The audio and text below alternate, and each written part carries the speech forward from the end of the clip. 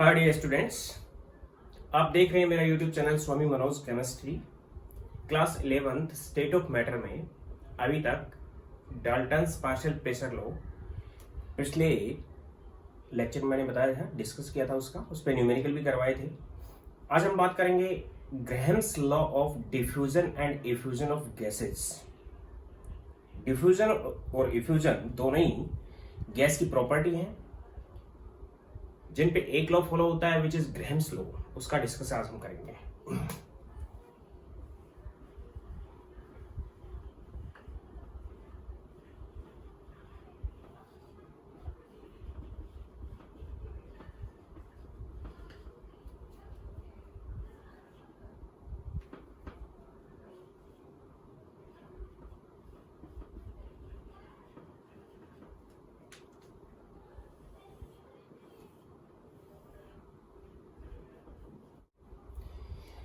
Gas के particles, जैसा कि पिछले लेक्चर्स में मैंने बता रखा है कि गैस के पार्टिकल्स के बीच में डिस्टेंस होता है, उनके बीच में इंटर पार्टिकल फोर्सेस बहुत वीक होते हैं या फिर नेग्लिजिबल होते हैं according to kinetic theory of gases, जो आगे आएगी।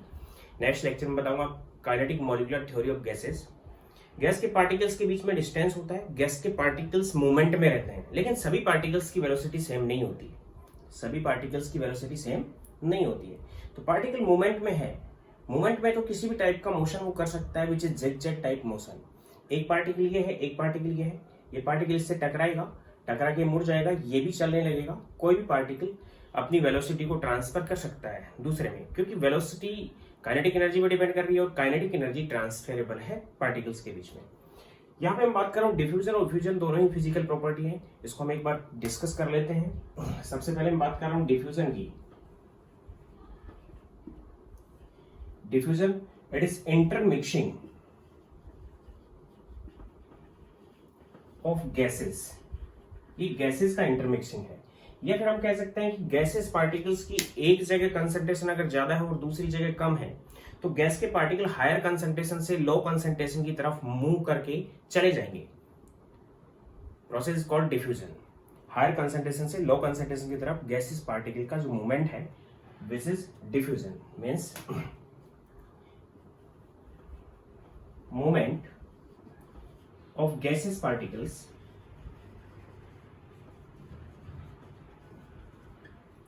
from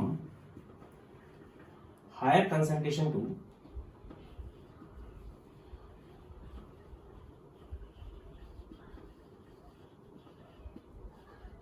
low concentration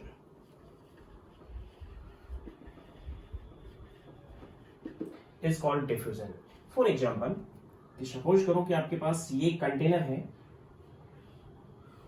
और क्लोज कंटेनर होने के साथ साथ ये दूसरे कंटेनर से भी अटैच्ड है एक वेसल के साथ, और यहाँ पे हमने एक वाल्व लगा रखा है। इसमें हमने एक गैस फिल कर रखी है विच इज ए, इसमें गैस फिल कर रखी है विच इज बी। गैस ए है, यहाँ पे बी है, इसका भी प्रेशर इंटरनल पी है और इसका भी प्रेशर इंटरनल पी है। तो यहाँ पे हम देखेंगे इस कंटेनर में केवल गैस बी है, इसका मतलब इस कंटेनर में गैस बी की कंसंट्रेशन ज्यादा है और इस कंटेनर में गैस ए की कंसंट्रेशन ज्यादा है। जैसे ही हम इस वॉल को ओपन करेंगे, वॉल जैसे ही हम ओपन करेंगे तो प्रेशर दोनों के सेम है, फिर भी गैस ए के पार्टिकल मूवमेंट करेंगे इस डायरेक्शन में और गैस बी के पार्टिकल मूवमेंट करेंगे इस डायरेक्शन में। और फाइनली ऐसा होगा कि हायर कंसंट्रेशन से गैस बी के पार्टिकल ए की तरफ मूव करेंगे और हायर कंसंट्रेशन से गैस ए के पार्टिकल बी की तरफ मूव करेंगे। फाइनली एक होमोजीनियस मिक्सचर बन जाएगा गैस के अंदर, यानी कि इसमें और इसमें दोनों में फाइनली ए और बी के पार्टिकल रहेंगे, इसमें भी ए और बी के पार्टिकल रहेंगे। The process is called diffusion. इस प्रोसेस को हमने नाम किया है diffusion, which is intermixing of gases, जो कि गैसेस का इंटरमिक्सिंग है। मूवमेंट को हम नाम दे रहे हैं डिफ्यूजन, प्रोसेस को नाम दे रहे हैं हम डिफ्यूजन। या फिर हम दूसरे टाइप से कह सकते हैं कि जैसे परफ्यूम हमने यूज किया तो परफ्यूम में जो पार्टिकल्स होते हैं गैसेस पार्टिकल्स होते हैं, एक जगह से डिस्प्लेस्ड होकर दूसरी जगह पहुंच जाएंगे।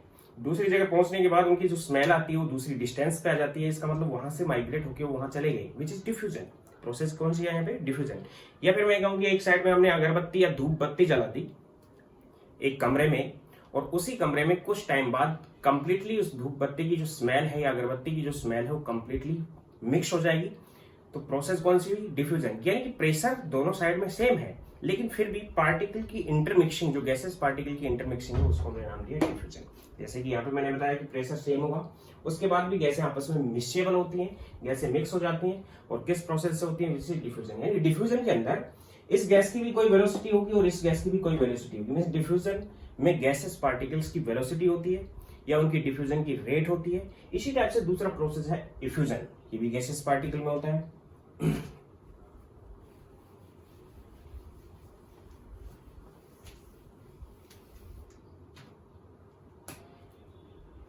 Second is effusion. इसमें क्या होता है कि प्रेशर डिफरेंट रहता है। डिफ्यूजन में क्या है, प्रेशर सेम है, इसमें प्रेशर क्या रहेगा, डिफरेंट रहेगा, उसमें कंसंट्रेशन डिफरेंट थी। इसमें सपोज करो कि एक इस टाइप से हमने पिस्टन यूज किए हैं, यहाँ पिस्टन लगी हुई है, यहाँ पे नोजल बना हुआ है,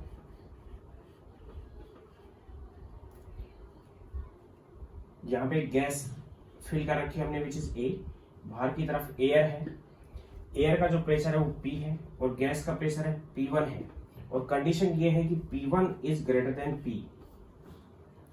गैस का इंटरनल प्रेशर ज्यादा है और आउटर प्रेशर एयर का क्या है, कम है। जैसे इस वॉल को या इस नोजल को हम ओपन करेंगे, जैसे इसको ओपन करेंगे, गैस के पार्टिकल बाहर की तरफ तेजी से भगेंगे, तो नोजल से गैस के पार्टिकल्स का पासिंग कॉल्ड इफ्यूजन। किसी नोजल से गैस के पार्टिकल्स की हायर प्रेशर से लो प्रेशर की तरफ मूवमेंट, उसको हम नाम देते हैं इफ्यूजन। तो ऐसा होगा, इसको ओपन करते ही यहाँ इंटरनल प्रेशर ज्यादा है, गैस के पार्टिकल बाहर आएंगे, और बाहर आएंगे तो नोजल से पास आउट हो रहे हैं वो हायर प्रेशर से लो प्रेशर की तरफ हो रहे हैं। उस कंडीशन में इसी प्रोसेस को हम क्या नाम देंगे, effusion. The migration of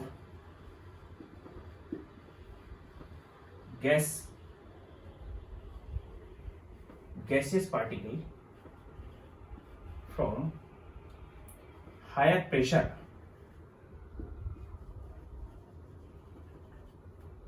to low pressure through a nozzle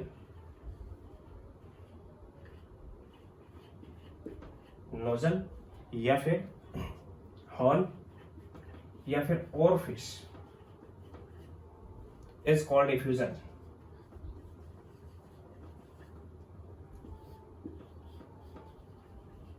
और दोनों को हम एक साथ इसलिए बता रहे हैं कि डिफ्यूजन और इफ्यूजन पे सेम लॉ फॉलो होता है उनकी माइग्रेशन की स्पीड पे, which is called Graham's law of diffusion and effusion. दोनों अलग अलग प्रोसेस हैं। फिर एक बार रिपीट कर देता हूं मैं। डिफ्यूजन इंटरमिक्सिंग ऑफ गैसेस है, दो गैसों को अगर एक साथ छोड़ दिया जाए तो आपस में मिक्स हो जाएंगे, फाइनली होमोजेनियस मिक्सचर बना लेंगे। इफ्यूजन है वो हायर प्रेशर से लो प्रेशर की तरफ एक नोजल से गैस की पासिंग है, which is effusion. For example cycle या फिर गाड़ी का जो टायर पंक्चर हो जाता है, तो पंक्चर हो जाता है, इंटरनल प्रेशर ज्यादा होता है, आउटर प्रेशर कम होता है, तो उस कंडीशन में अंदर से गैस एक हॉल के थ्रू बाहर आती है, विच इज इफ्यूजन। या फिर हम एलपीजी गैस का सिलेंडर यूज करते हैं, तो अंदर जो गैस भरी है वो लिक्विफाइड है, लेकिन जैसे हम इंटरनल प्रेशर ज्यादा है, जैसे हम उसको ओपन करते हैं वॉल को, वो बाहर की तरफ आती है तो प्रेशर कम हो जाता है, इसलिए लिक्विड जो गैस होती है वो तुरंत गैसेस कंडीशन में आ जाती है, और उस कंडीशन में जो नोजल से बाहर निकल रही है, विच इज कॉल्ड इफ्यूजन, वो प्रोसेस है इफ्यूजन। अब इनके ऊपर दोनों के ऊपर सेम लॉ फॉलो हो रहा है। डिफ्यूजन में हायर कंसेंट्रेशन से लो कंसेंट्रेशन की तरफ, और इफ्यूजन में माइग्रेशन होता है नोजल या फिर होल या फिर ओरफिस के थ्रू हायर प्रेशर से लो प्रेशर की तरफ। अब दोनों के ऊपर सेम लॉ फॉलो हो रहा है, तो उस कंडीशन में हम बता सकते हैं according to Graham's law, diffusion और इफ्यूजन की जो रेट होती है किसी गैस की डिफ्यूजन और इफ्यूजन की जो रेट होती है वो गैस की डेंसिटी पे डिपेंड करती है। जिस गैस की डेंसिटी ज्यादा होती है उसकी रेट कम होती है, जिस गैस की डेंसिटी कम होती है उसकी रेट ज्यादा होती है। बिल्कुल सिंपल सा लॉ है, यानी कि according to Graham's law the rate of diffusion और इफ्यूजन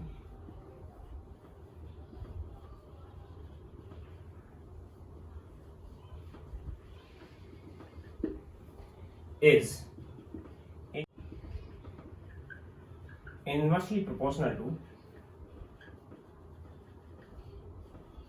स्क्वायर रूट, ध्यान दे लेना, स्क्वायर रूट की बात की है मैंने, of it's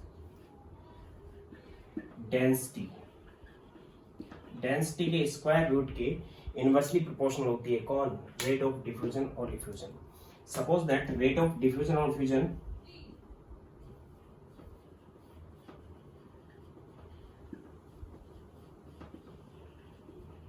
of gas is R, rate of diffusion और फ्यूजन को आर ले लिया हमने, and density of gas is D, then according to Graham's law of diffusion and diffusion R is directly proportional to 1 upon root D, या फिर इसको हम लिख सकते हैं R is directly proportional to root of 1 by d, where d is density of gas and r is rate of diffusion or effusion। ये है grams law कि किसी भी गैस की इफ्यूजन और डिफ्यूजन की जो रेट होती है वो उसकी डेंसिटी के स्क्वायर रूट के इनवर्सली प्रोपोर्शनल होती है। जिस गैस की डेंसिटी ज्यादा होती है वो स्लो मूव करती है, जिस गैस की डेंसिटी कम होती है वो फास्ट मूव करती है, अकॉर्डिंग टू दिस लॉ।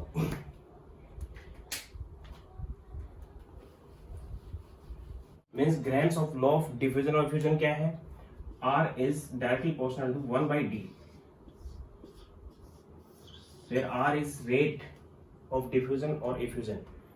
तो हम यहाँ पे लिख सकते हैं कि suppose that gas 1 and 2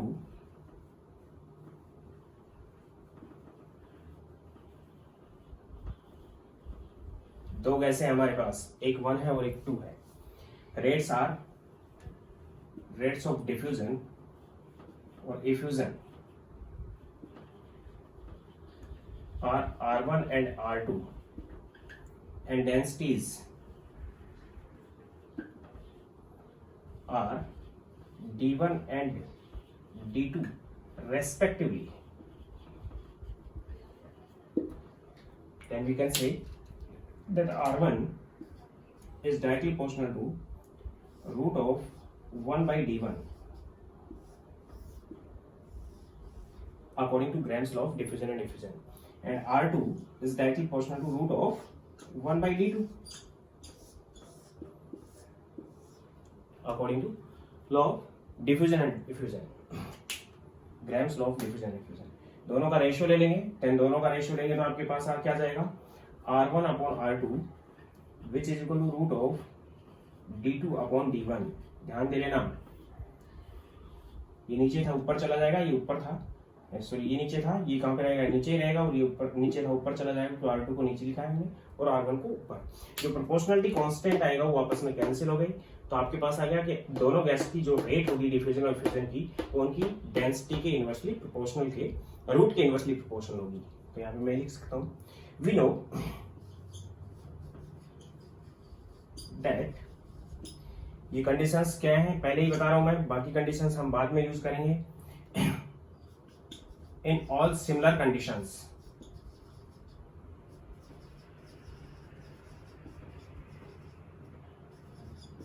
similar conditions में से मीन्स दोनों गैसों के टेम्परेचर सेम है, दोनों पे प्रेशर सेम है, उस कंडीशन में ऐसा होगा कि टेम्परेचर और प्रेशर की सेम कंडीशन हम ले रहे हैं, तो उस कंडीशन में इस टाइप से होगा कि उनकी दोनों की रेट का रेशियो ये आएगा।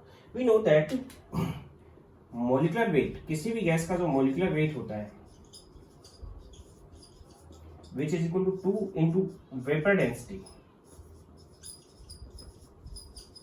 उस गैस की वेपर डेंसिटी का दुगना होता है। यानी क्या लिख सकता हूं मैं कि molecular weight which is equal to 2 into density, vapor density is gaseous density and m is molecular weight here।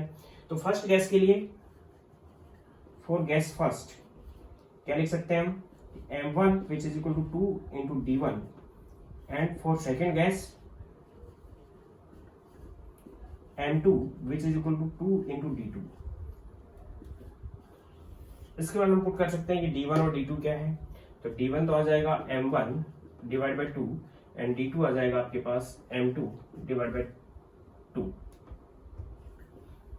इसमें पुट कर लेंगे, इसमें पुट करेंगे तो फॉर्मूला आ गया आपके पास r1 upon r2 which is equal to root of d2 upon d1। ये तो था ही उसी कंडीशन में, which is equal to root of d2 की जगह मैंने रख दिया m2 अपॉन 2 और d1 की जगह रख दिया m1 अपॉन 2, 2 से 2 कैंसिल हो जाएगा, then it is m2 divide by m1। जब कंडीशंस टेम्परेचर और प्रेशर की क्या रहे, सेम रहे, तो उस कंडीशन में लॉ को हम इस टाइप से पुट कर सकते हैं। इसके बाद भी हम इसको यूज कर सकते हैं और आगे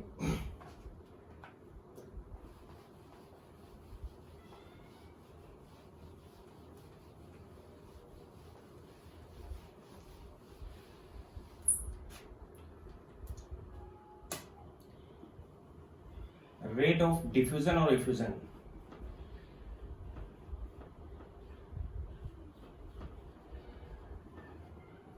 विच इज इक्वल टू रेट किसको बोलेंगे हम, कितना वॉल्यूम कितने टाइम में डिफ्यूज हो गया या फिर इफ्यूज हो गया, means volume of gas diffused और इफ्यूज्ड डिवाइडेड बाय टाइम, मीन्स क्या है, रेट किसको बोलेंगे हम कि कितना वॉल्यूम पर टाइम डिफ्यूज या इफ्यूज हो रहा है। वॉल्यूम ऑफ गैस डिफ्यूज्ड और इफ्यूज्ड पर यूनिट टाइम।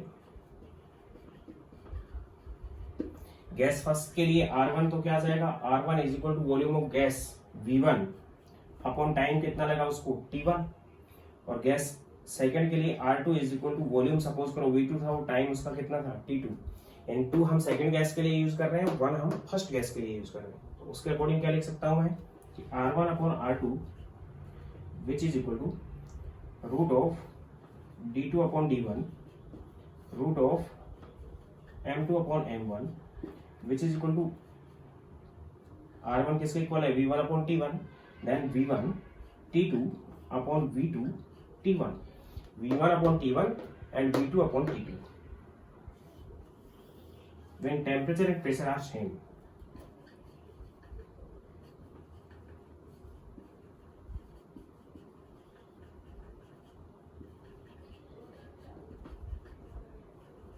सिमिलर। और अगर इफ्यूजन का केस है तो उस कंडीशन में ऑरिफिस की जो रेडियस है वो भी कांस्टेंट होनी चाहिए, होल की जो रेडियस है वो भी कांस्टेंट होनी चाहिए। जितना बड़ा होल होगा या जितनी बड़ी ऑरिफिस होगी, जितनी बड़ी रेडियस होगी, उतनी इफ्यूजन की रेट ज्यादा होगी। तो हम इस इक्वेशन को इस टाइप से भी पुट कर सकते हैं। इसके बाद अगर हमारे पास टाइम दोनों के लिए सेम है, if T1 is equal to T2,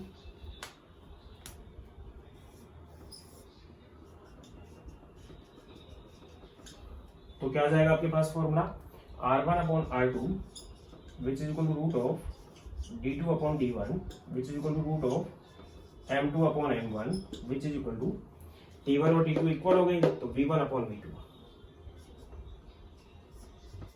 ये फॉर्मूला आ गया। और if volume are same, if V1 is equal to V2, अगर दोनों गैस के वॉल्यूम हमने सेम लिए हैं तो टाइम के अकॉर्डिंग आ जाएगा formula R1 upon R2 which is equal to root of D2 upon D1 which is equal to root of M2 upon M1 which is equal to T2 upon T1। और अगर gas के volume नहीं दिए हुए हैं, similar conditions में same temperature और pressure की कंडीशन में अगर उनके मोल्स दिए हुए हैं तो वॉल्यूम का रेशियो और मोल का रेशियो इक्वल होता है। At same temperature and pressure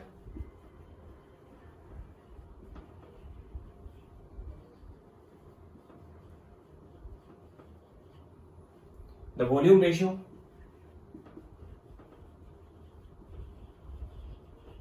of gas is equal to moles ratio। Volume का रेशियो उनके मोल्स के रेशियो के इक्वल होता है, means V1 upon V2 which is equal to N1 upon N2 where N1 and N2 are number of moles of gases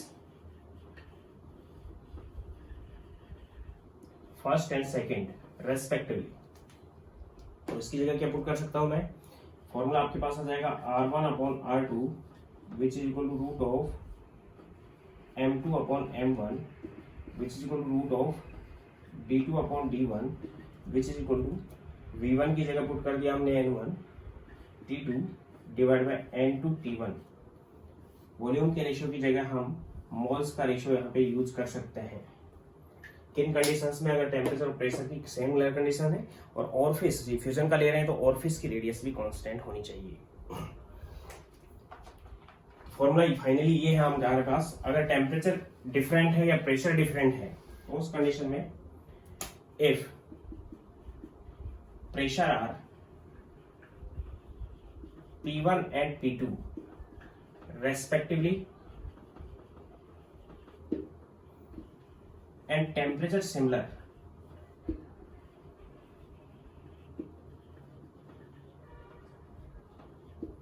then R1 is directly proportional to P1 and R2 is directly proportional to P2। उस condition में ये होगा, तो इस condition में आपके पास जो formula आएगा वो आ जाएगा R1 upon R2 which is equal to P1 upon P2 root of M2 upon M1 या फिर which is equal to P1 upon P2 root of D2 upon T1। यानी प्रेशर को भी हम इंक्लूड कर लेंगे। अभी तक जो था प्रेशर सेम था, इस फॉर्मूले में मैंने बताया प्रेशर क्या है, सेम है, तो उस टाइम P1 और P2 आपस में क्या हो गए, कैंसिल हो गए। अगली कंडीशन ले रहे हैं हम, if pressure are same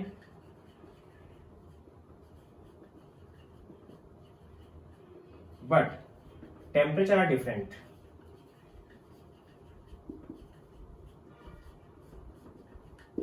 then R is directly proportional to या R1 is directly proportional to root of T1। Temperature के स्क्वायर रूट के डायरेक्टली प्रोपोर्शनल होती है rate, and R2 which is directly proportional to root of T2 किया जाएगा। तो इस condition में अगर प्रेशर सेम है तो फॉर्मूले को हम इस टाइप से पुट कर देंगे,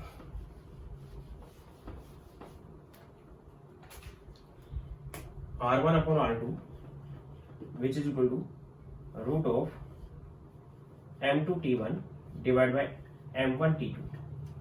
ऊपर T1 है क्योंकि R1 के डायरेक्टली प्रोपोर्शनल है T1 और R2 के डायरेक्टली प्रोपोर्शनल है T2, वो भी स्क्वायर रूट के अंदर, which is equal to also equal to D2 T1 divide by D1 T2। इस टाइप से भी हम इसको पुट कर सकते हैं। और अगर प्रेशर और टेम्परेचर दोनों ही डिफरेंट है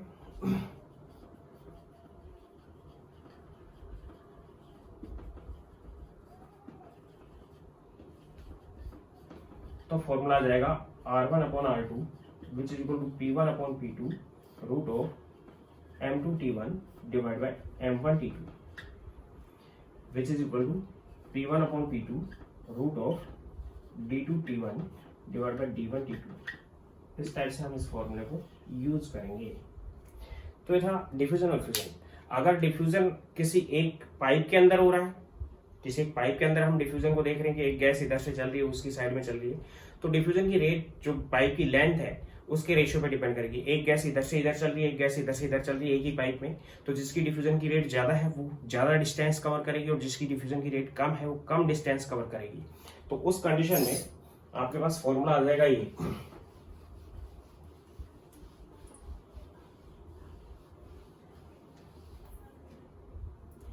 रेट ऑफ डिफ्यूजन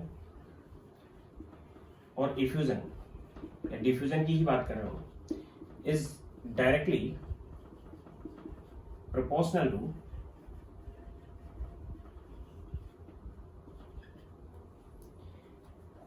लेंथ और distance travelled by gas. Means R1 is direct proportional to L1 and R2 is direct proportional to L2। तब फॉर्मूला आ गया आपके पास कि R1 upon R2 which is equal to L1 upon L2। L1 और L2 first और second gas की distance है जिसको उसने ट्रेवल किया है, विच इज इक्वल टू अगर डिफरेंट प्रेशर की और टेम्परेचर की कंडीशन लेते हैं तो यही फॉर्मूला आ जाएगा P1 upon P2 M2 T1 divide by M1 T2।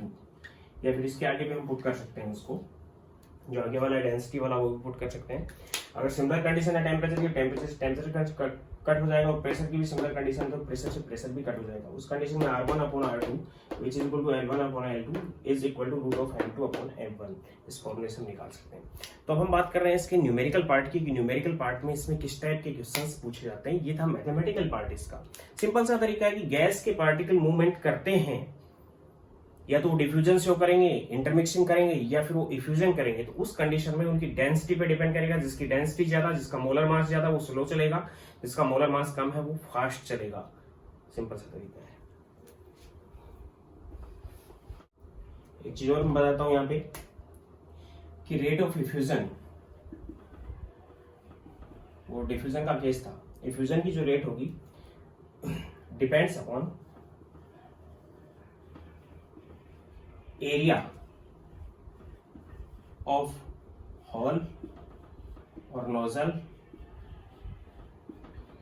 और orifice. Means R1 is directly proportional to A1, cross sectional area है यहाँ पे होल का,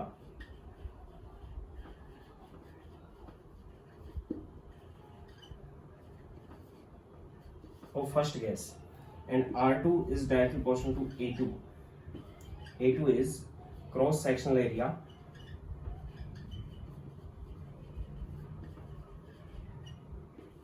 of gas second. तो ये लिख सकते हैं, और एरिया जो होता है वो डायरेक्टली प्रोपोर्शनल होता है, जो क्रॉस सेक्शनल एरिया आएगा वो किस टाइप का आएगा, सर्किल का एरिया आ जाएगा। Area is directly proportional to radius square, means area of circle which is equal to pi R square होता है, तो डायरेक्टली प्रोपोर्शनल किसके हो गया, आर स्क्वायर की जो रेडियस है, means R is radius of orifice की रेडियस के स्क्वायर के डायरेक्टली प्रोपोर्शनल होगा। तो यहाँ पे मैं लिख सकता हूँ R1 upon R2 which is equal to A1 upon A2 root of M2 upon M1, या फिर डेंसिटी के अकॉर्डिंग लगेंगे। अगर टेम्परेचर प्रेशर सेम है तो उस कंडीशन में ये फॉर्मूला लगाएंगे, अगर टेम्परेचर प्रेशर डिफरेंट है तो यहाँ टेम्परेचर आ जाएंगे दोनों, और यहाँ पे क्या आ जाएंगे, प्रेशर आ जाएंगे। या फिर मैं इसको लिख सकता हूँ R1 upon R2 which is equal to, ये रेट है और ये रेडियस है, रेडियस को इस टाइप से नोट कर रहा हूं मैं, R 1 square and 2 square root of M2 upon M1। Similar conditions में अगर टेम्परेचर प्रेशर की कंडीशन है तो वो यहाँ पे पुट हो जाएंगे। इसके बाद हम बात कर रहे हैं इसके न्यूमेरिकल पार्ट की। सपोज दैट क्वेश्चन दिया गया है, at same temperature and pressure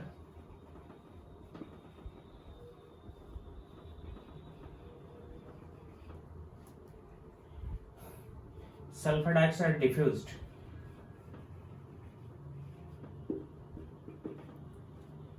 in 10 minutes, then calculate the diffusion rate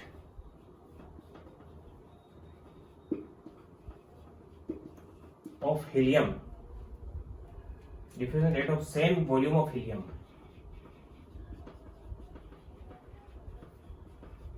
helium की सेम वॉल्यूम की डिफ्यूजन टाइम बताना है आपको, diffusion time of same volume of helium. तो आपके पास फॉर्मूला वही, दोनों का वॉल्यूम सेम है, दोनों का टाइम डिफरेंट है और कंडीशन प्रेशर और टेम्परेचर की सिमिलर है, तो हम इसमें से R1 upon R2 similar conditions की फॉर्मूला यूज कर लेंगे, which is equal root of M2 upon M1 which is equal to V1 T2 divide by V2 T1। हम ये फॉर्मूला उठा लेंगे यहाँ पे, क्योंकि मोलर मास हमें पता है, वॉल्यूम दोनों के सेम है, सेम वॉल्यूम यूज किया है, तो V1 और V2 इक्वल हो गए, टाइम दोनों का डिफरेंट है, तो फॉर्मूला आ गया आपके पास root of M2 upon M1 which is equal to T2 upon T1। M2 upon M1 root is equal to T2 upon T1। अब M2 सेकंड गैस हम यूज कर रहे हैं किसको, हीलियम को, और फर्स्ट गैस हमने यूज किया किसको, सल्फर डाइऑक्साइड को। Then root of M2 second gas का मोलर मास 4 होता है, हीलियम का मोलर मास 4 है, और M1 सल्फर डाइऑक्साइड का मोलर मास 64 है, विच इज इक्वल टू, इसको टाइम लगा है, सेकेंड गैस का टाइम निकालना है हमें T2, और फर्स्ट गैस का टाइम लगा 10 मिनट, ये इससे कैंसिल हो गया, 16 टाइम रूट 16 4 हो गया। Then T2 upon 10 which is equal to 1/4, means T2 is equal to 10/4 which is 2.5 minutes, यानी सेम वॉल्यूम की हीलियम गैस को 2.5 मिनट लगेंगे डिफ्यूजन होने में, डिफ्यूज्ड होने में, ओनली 2.5 मिनट्स के अंदर ये डिफ्यूज हो चुकी होगी। नेक्स्ट, तो इस टाइप का क्वेश्चन आपको गिवन है कि यहाँ पे हमने ये IIT के अंदर आया हुआ क्वेश्चन है, दो ट्यूब ले लिए हैं, यहाँ पे हमने क्या लगा लिया है, कॉटन यूज किया है, यहाँ पे भी हमने कॉटन यूज किया है होल के रूप में, यहाँ पे हमने फिल कर रखा है HCl गैस, यहाँ पे हमने फिल कर रखा है अमोनिया गैस, एक में HCl है और एक में अमोनिया गैस है, यहाँ पे पॉइंट दिया हुआ है A, यहाँ पे पॉइंट दिया हुआ है B और यहाँ पे पॉइंट दिया हुआ है सी, ए बी एंड सी। उस कंडीशन में इसने पूछा कि जैसे ही हमने इन दोनों को ओपन किया तो दोनों गैस ट्रेवल करेंगी तो किस पॉइंट पे आके मिलेंगी, और पॉइंट पे आके मिलने पे NH3 प्लस HCl दोनों के मिलने से NH4Cl के व्हाइट फ्यूम्स बनेंगे। सॉलिड स्टेट में होता है NH4Cl, तो किस पॉइंट पे व्हाइट फ्यूम्स फॉर्मेट होंगे अकॉर्डिंग टू दिस क्वेश्चन। तो हम जानते हैं कि HCl है, उसका मोलर मास है 36.5, ये मॉलिक्यूलर वेट है इसका, और अमोनिया का मोलर मास है वो है 17। मोलर मास इसका ज्यादा है तो ये स्लो चलेगा, मोलर मास इसका कम है तो ये फास्ट चलेगा। यानी कि अमोनिया यहाँ से यहाँ तक का डिस्टेंस कवर कर देगा, तब ये यहाँ से यहाँ तक का डिस्टेंस कवर कर पाएगा।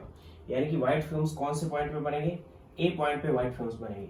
तो इनकी डिफ्यूजन रेट पे डिपेंड कर रहा है कि इसको एक साथ ओपन किया तो ये यहाँ से यहाँ चला, ये यहाँ से यहाँ चला, या फिर आपसे कह दिया गया कि यहाँ से और यहाँ तक की डिस्टेंस 10 मीटर है। डिस्टेंस कितने मीटर है, 10 मीटर। एक चीज मैं आपको बता चुका हूं कि ये फास्ट चलेगा, ये स्लो चलेगा, क्योंकि इसका मोलर मास कम है और इसका मोलर मास ज्यादा है, इसलिए ये इतनी डिस्टेंस कवर कर जाएगा, उस टाइम इतनी ही डिस्टेंस कवर कर पाएगा। और जब दोनों मिलेंगे NH3 और HCl, उस कंडीशन में NH4Cl के व्हाइट फ्यूम्स बनेंगे। अगर डिस्टेंस में मान लूं कि यहाँ से यहाँ तक की डिस्टेंस कितनी है, 10 मीटर है, तो एक टाइम पे जहां पे आके मिलेंगे वो कौन सी डिस्टेंस पे मिल पाएंगे तो भी हम कैलकुलेट कर सकते हैं।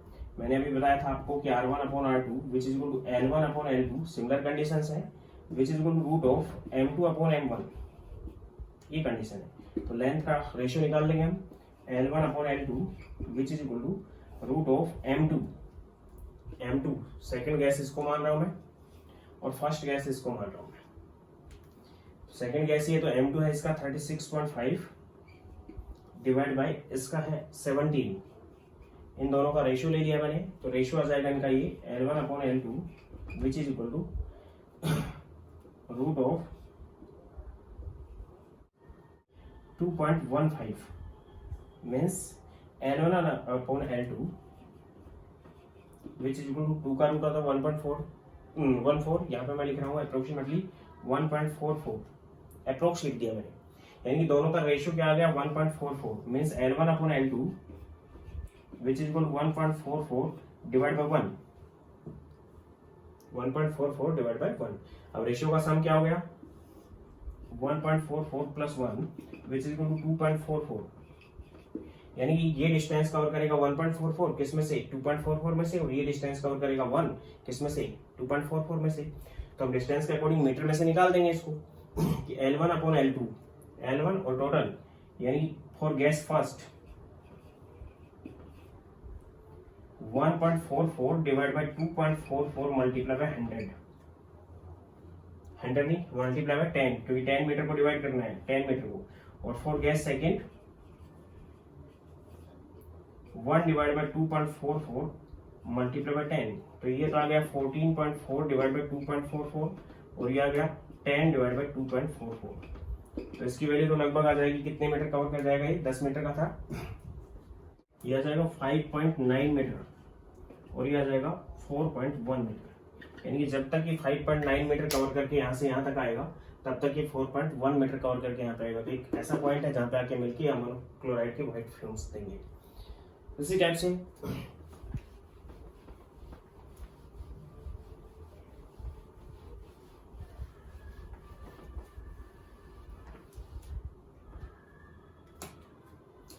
a gas diffused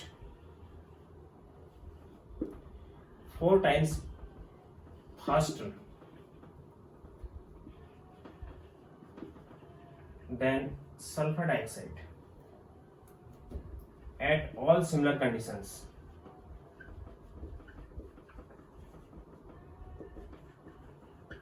सभी सिमिलर कंडीशंस में, then calculate molecular weight of gas। Gas का मॉलिक्यूलर वेट कैलकुलेट करना है, यानी सल्फर डाइऑक्साइड का जितना वॉल्यूम है उतना ही वॉल्यूम उस गैस का होगा। दोनों के टेम्परेचर सेम होंगे, दोनों के प्रेशर सेम होंगे, दोनों के वॉल्यूम सेम होंगे। उस कंडीशन में इसमें टाइम जो लग रहा है उसका जो टाइम है और जो गैस का टाइम लग रहा है वो 4 टाइम फास्टर है। यानी कि गैस को मैंने मान लिया, जो गैस हम कैलकुलेट कर रहे हैं उसका मॉलिक्यूलर वेट कैलकुलेट करना है हमें फर्स्ट, और सल्फर डाइऑक्साइड को मान लिया मैंने सेकेंड। यानी कि इसकी रेट अगर R1 है और इसकी रेट R2 है तो दोनों के बीच में एक रिलेशन होगा कि R1 इज 4 टाइम्स देन R2। तो रिलेशन आ गया कि R1 इज 4 times then R2। Then what is R2? R2 which is equal to R1 upon 4, ये पुट कर सकते हैं। तो आपके पास आ गया कि R1 upon R2 which is equal to root of similar condition है M2 अपॉन M1। R1 की जगह तो मैंने रख दिया R1 ही और डिवाइड बाय R2 की जगह रख दिया R1 अपॉन 4, R1 अपॉन 4 को ऊपर ले गए मैं which is equal to root of जो गैस था उसका मोलिकुलर वेट M1 हमें कैलकुलेट करना है और जो सल्फर डाइऑक्साइड है उसका मोलिकुलर वेट M2 है वो है 64।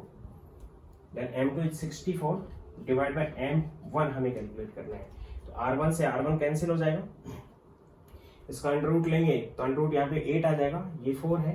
Then 4 which is equal to या कंप्लीट का स्क्वायर कर लो, कंप्लीट का स्क्वायर करेंगे तो यहाँ पे आ जाएगा 4 का स्क्वायर कितना हो गया 16 which is equal to 64 divide by M1।